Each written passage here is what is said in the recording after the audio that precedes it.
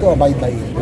Kahit na hindi ka nag-agree, but you have to respect that's how our constitution is, no? Na co-equal branch, kailangan natin respeto. Kaya lang sir, meron pang motion for reconsideration sa Supreme Court. Bakit hindi po tayo Well, by moving it by the movement to archive, kahit po naka-archive na yan, in case po si Supreme Court i-grant yung motion for reconsideration, by the vote of the majority, we can revive ito pong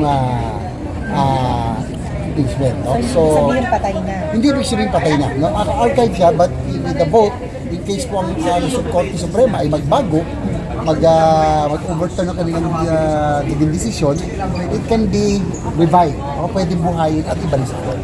Kaya ano na yun eh. I think it's a very fair decision by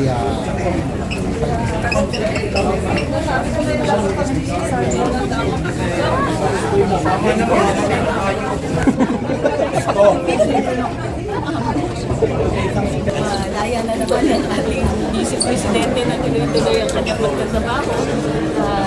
From the start naman, alam namin na may kakulangan talaga ang pagsampa nitong impeachment sa kanya.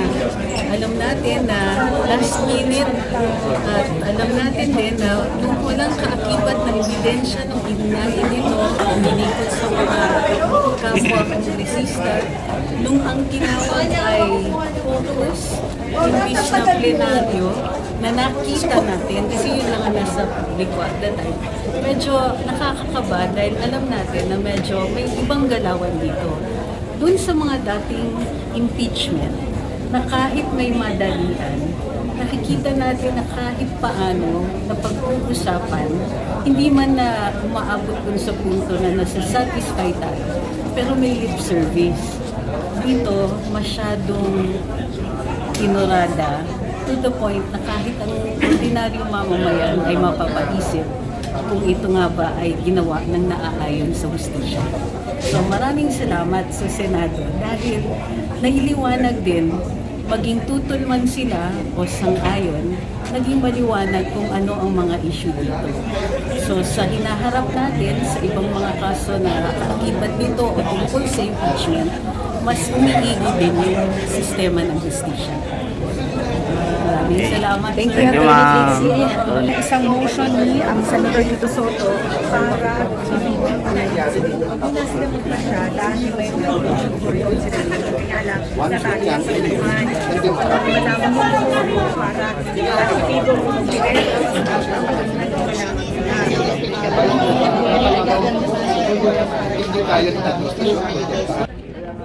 Hindi na respond.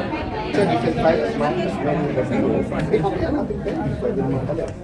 sabi ng Constitution, 1 lang a year, after that expired. Sabi ng Supreme Court, expired because of the first thing na inaction.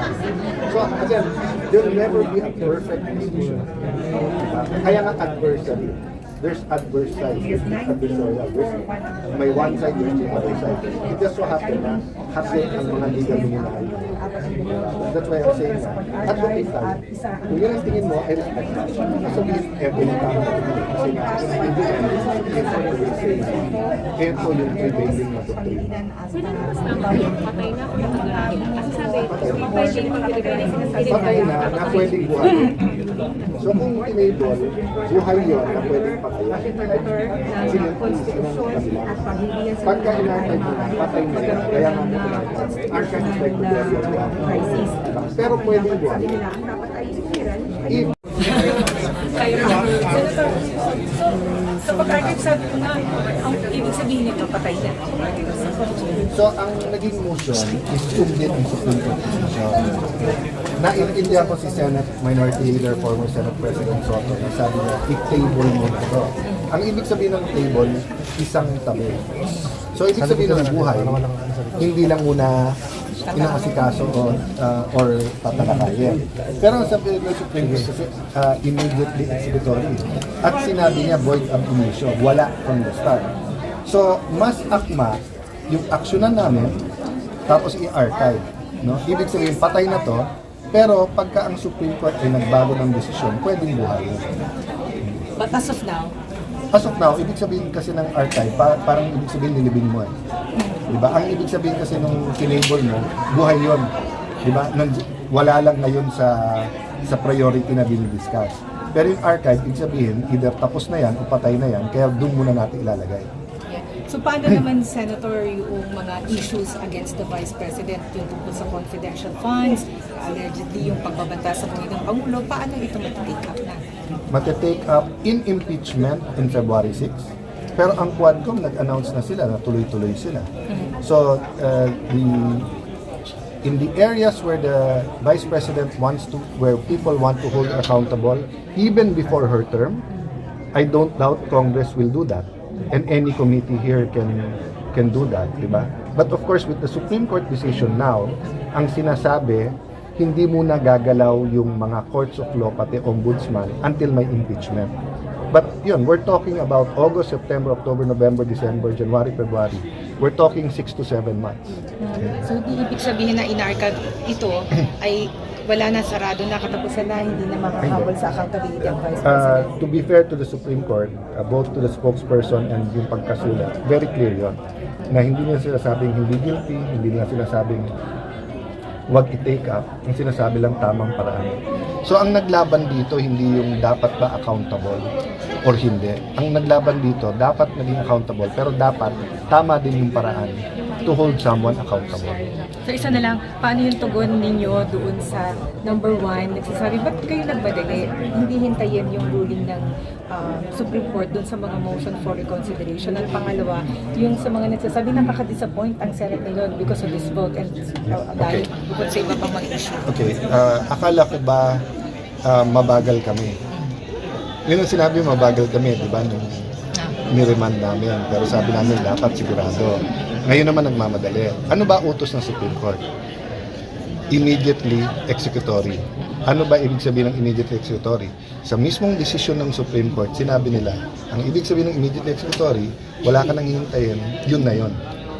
So yun yung dahilan bakit nagmamadali. Ngayon, i-compare natin sa spirit ng Constitution.